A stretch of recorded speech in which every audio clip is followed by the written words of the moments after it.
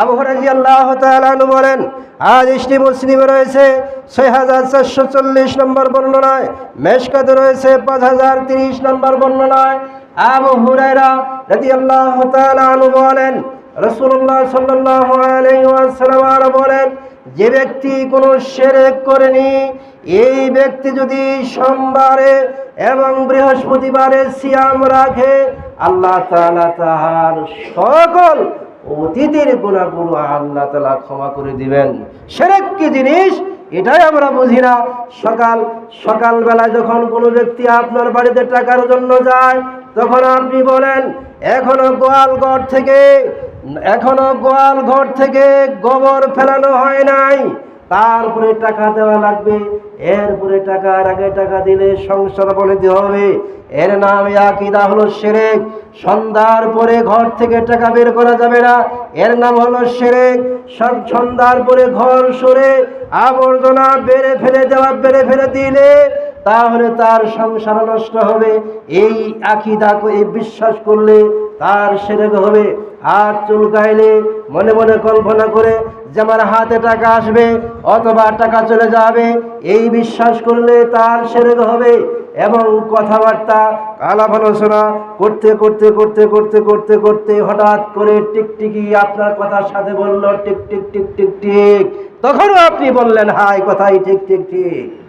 কি বলেন কি বলেন না? বলেন কি বলেন না?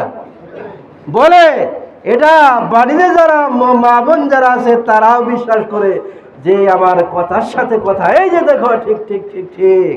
রাসূলুল্লাহ সাল্লাল্লাহু আলাইহি ওয়াসাল্লাম বলেন, এই কথার সাথে একত্ববাদ করবে ওই ব্যক্তি শিরক করলো। রাসূলুল্লাহ সাল্লাল্লাহু আলাইহি ওয়াসাল্লাম বলেন, যে ব্যক্তি এই টিকটিকিকে একটি বাড়িতে মারতে পারলে তার আমলনামায় আল্লাহ তাআলা তার আমলনামায় 100 নেকি দান করে। বলি সুবহানাল্লাহ। কি মারলে? যাকে আমরা হাল্লে বলি। কি বলেন? হাল্লে না? টিকটিক যে একটা প্রাণী আছে, এই প্রাণীকে যদি কোনো ব্যক্তি লাঠি দিয়ে এক বাড়িতে মারতে পারে তাহলে তার আমলনামায় 100 নেকি আল্লাহ তাআলা দিবে। বলি সুবহানাল্লাহ।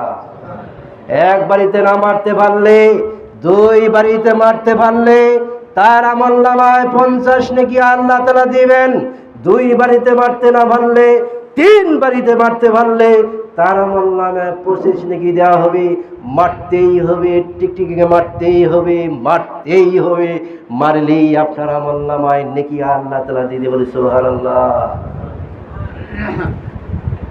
আল্লাহ তাআলা আমাদেরকে এগুলি যেন আমরা আমল করতে সেই তৌফিক দান করুন। আমিন।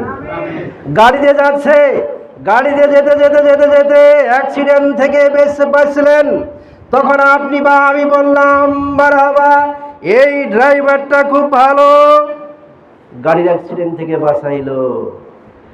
বলেন না? বলেন কি বলেন না? এটা বললে আপনার শিরক হবে। বাঁচানোর মালিক কে? বলেন, বাঁচানোর মালিক কে? আল্লাহ। আপনার বিশ্বাস গেল কোথায়? ড্রাইভার উপরে। ড্রাইভারটা খুব ভালো, পাকা, অ্যাক্সিডেন্ট থেকে বাঁচাইলো। দেখেন, কথার ভিতরেই শিরক হয়ে গেল। কথা ভিতরে কি হয়ে গেল? শিরক হয়ে গেল। আর কোন ব্যক্তি যদি বলে কসম করে, এখন কোন ব্যক্তি যদি বলে চলো মসজিদে যাই, কসম করতে হবে। মসজিদে যাই কিরে কাটতে হবে, যাকে আমরা খাস বলে কিরা, কসম করো, যাও মসজিদে যাই। মসজিদে যাই তুমি কি করো? কসম করো। মসজিদে কথা বললেই ওই ব্যক্তির আমলনামায় শিরক হবে। আর যদি কোনো ব্যক্তি বলে কোরআন নিয়ে শপথ করতে হবে, তাহলে ওই ব্যক্তি শিরক করলো। আর যদি কোনো ব্যক্তি বলে তোমার ছেলের মাথায় হাত দিয়ে কিরা কাটো, তাও শিরক হয়ে গেল। দেখেন কথা, এই যে মানুষ ঝগড়া ইত্যাদি বাজলে, টাকা পয়সা হাবি জাবি পাইলে যদি অস্বীকার করে, যাও মসজিদে দেখো যে আমি তোমার কাছে টাকা পাই না, যাও মসজিদে দেখো এসো। আর কোরআন নিয়ে তুমি বলো যে আমি তোমার কাছে টাকা পাই না, তাই দিয়েছি, ইত্যাদি ইত্যাদি। এরকম কসম করলে সকল কিছু কি হবে? শিরক হয়ে যাবে। এই জন্য শিরক কি জিনিস এটি আমরা বুঝি না।